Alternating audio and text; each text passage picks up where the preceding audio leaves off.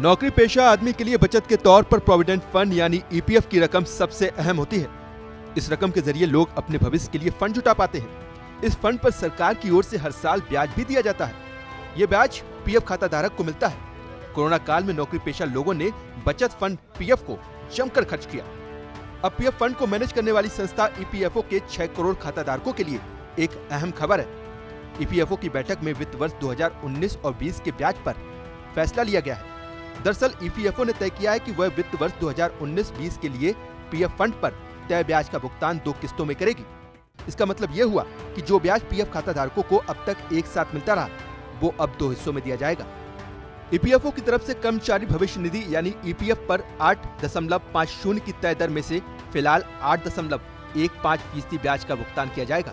बाकी 0.35% ब्याज का भुगतान इस साल दिसंबर तक खाता धारकों के ईपीएफ खातों में कर दिया जाएगा। दरअसल ईपीएफ पर वर्ष 2019-20 के लिए 8.50% ब्याज तय किया गया था, लेकिन अभी तक उसे नोटिफाई नहीं किया गया। ऐसे में ब्याज तय करने में हुई देरी के मुद्दे को सीबीटी की बैठक में उठाया गया। ईपीएफओ के सेंट्रल बोर्ड ऑफ ट्रस्टीज ने 5 मार्च की बैठक में ईपीएफ पर 2019-20 के लिए ब्याज दर 8.50% रखने की सिफारिश की थी। ये पिछले वित्त वर्ष के मुकाबले 0.15% कम है। काफी लंबे समय से यह मामला अधर में अटका था। सीबीटी ने तय किया कि सिफारिश के अनुरूप ही ब्याज मिलेगा। हालांकि इसे 2 किस्तों में जारी किया जाएगा, पहला अक्टूबर और दूसरा दिसंबर। ईपीएफ की यह प्रस्तावित दर पिछले 7 साल की न्यूनतम दर होगी। ईपीएफ के दायरे में आने वाले कर्मचारियों की बेसिक सैलरी और महंगाई भत्ता का 12% पीएफ में जाता है।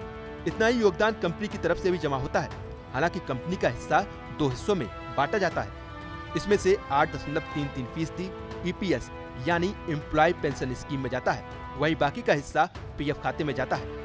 आपको बता दें कि ईपीएफओ ने इससे पहले एक्सचेंज ट्रेडेड फंड में निवेश किए गए फंड को बाजार में बेचने की योजना बनाई थी। ईपीएफ खाता धारकों को 8.5% की दर से ब्याज का पूरा भुगतान करने के लिए ये फैसला लिया गया था, लेकिन कोविड-19 के कारण बाजार में भारी उठापटक के चलते ऐसा नहीं किया जा सका।